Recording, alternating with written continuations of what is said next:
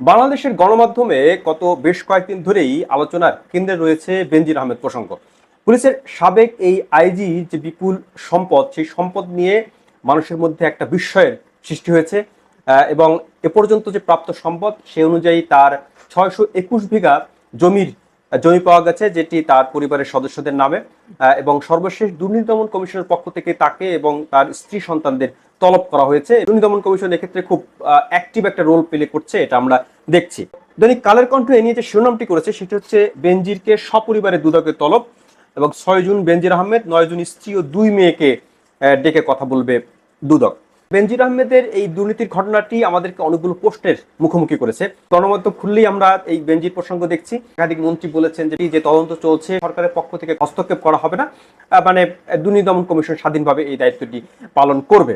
প্রভাবশালী একাধিক মন্ত্রী এই মন্তব্য করেছেন। এই দুর্নীতি তদন্তের প্রেক্ষাপটে আমাদের মনে হতে পারে যে বাংলাদেশে দুর্নীতি মোকাবেলার ক্ষেত্রে কোনো বড় পদক্ষেপ, অনেকেই সরকারকে এই ক্রেডিট দিতে চান যে কোনো ধরনের প্রভাব বিস্তার করা হবে না, এমনটি বলা হচ্ছে। কিন্তু একজন কর্মকর্তার বিরুদ্ধে এরকম ব্যবস্থা নিলে এখনো কিন্তু পুরোপুরি ব্যবস্থা নেওয়া হয় নাই, তদন্ত প্রক্রিয়া চলছে। মানুষের ভিতরে নানান রকমের অবিশ্বাসও আছে যে শেষ পর্যন্ত আইনি প্রক্রিয়া কতটুকু এগোবে, এ নিয়ে কিন্তু মানুষের সন্দেহ সংশয় আছে। বেনজির আহমেদের দেশের এই সম্পদের যে তালিকা পাওয়া যাচ্ছে, এর বাইরে এখন বিদেশে তার সম্পদ আছে কিনা সে বিষয়ে তদন্তের উদ্যোগ নেওয়া হয়েছে, এবং বিভিন্ন দেশে চিঠি দেওয়া হয়েছে যাতে তার বিদেশি সম্পদ আছে কিনা সেগুলো খুঁজে বের করার জন্য। এখন আমরা দেখছি যে গত কয়েক বছরে দুর্নীতির একটা চিত্র পাল্টে গেছে। একটি হচ্ছে যে একসময় দেখা যেত যে পরিবারের কেউ দুর্নীতি করলে অন্যান্য সদস্যরা, মা বাবা সহ অনেকেই সেই সন্তানকে কিন্তু ভালো চোখে দেখতেন না। কিন্তু এখন বাস্তবতা দেখছি আমরা ভিন্ন। এখন দেখছি যে যিনি দুর্নীতি করছেন তিনি শুধু নিজের নামই সম্পদ করছেন এমন না, স্ত্রী, সন্তান, মা বাবা, আত্মীয় স্বজন নামে বেনামে সম্পদের পাহাড় করছেন। এবং পরিবারের পক্ষ থেকে এক ধরনের স্বাগত জানানো হচ্ছে দুর্নীতি করার ক্ষেত্রে। মানে দুর্নীতি মোকাবেলার ক্ষেত্রে পারিবারিক যে মূল্যবোধ, সেই মূল্যবোধের জায়গাটা একেবারে তলানিতে পৌঁছেছে। মা বাবা এখন আর দুর্নীতিবাদ যে সন্তান, সেই সন্তানকে নিয়ে আর এখন আর তাদের কোনো কষ্ট হয় না, বা তারা গর্ববোধই করেন যে তার সন্তান দুর্নীতি করে অনেক টাকা পয়সা উপার্জন করছেন।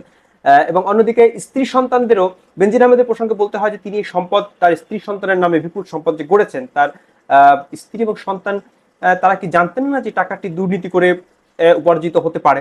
তারা কি বেনজির আহমেদকে এই প্রশ্নটি করেছিলেন যে এই টাকাটির উৎস কি? সরকারের পক্ষ থেকে এখন এমন একটি মেসেজ দেওয়ার চেষ্টা করা হচ্ছে যে দুর্নীতির বিরুদ্ধে সরকারের একটা জিরো টলারেন্স, এরকম একটা মেসেজ দেওয়ার চেষ্টা করা হচ্ছে। মন্ত্রীরা পর্যন্ত বলছেন যে এই প্রক্রিয়ার মধ্যে সরকার কোনো হস্তক্ষেপ করবে না। বাস্তবে আমাদের দেশের দুর্নীতির চিত্রটা কিরকম? আমরা দেখি যে আমাদের এদেশে দুর্নীতি একটা সর্বগ্রাসী রূপ নিয়েছে। আপনি ছোট কাজ, বড় কাজ, যে কোনো ধরনের কাজই, নাগরিক সেবার কাজ যদি আপনি করতে চান, আপনি দুর্নীতির শিকার হতে হবেন।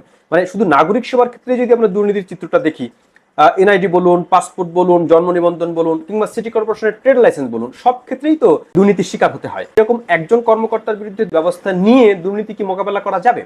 পুলিশের আইজি থেকে শুরু করে একেবারে কনস্টেবল পর্যন্ত যদি কেউ দুর্নীতি করে থাকেন, তার বিরুদ্ধে ব্যবস্থা নিতে হবে।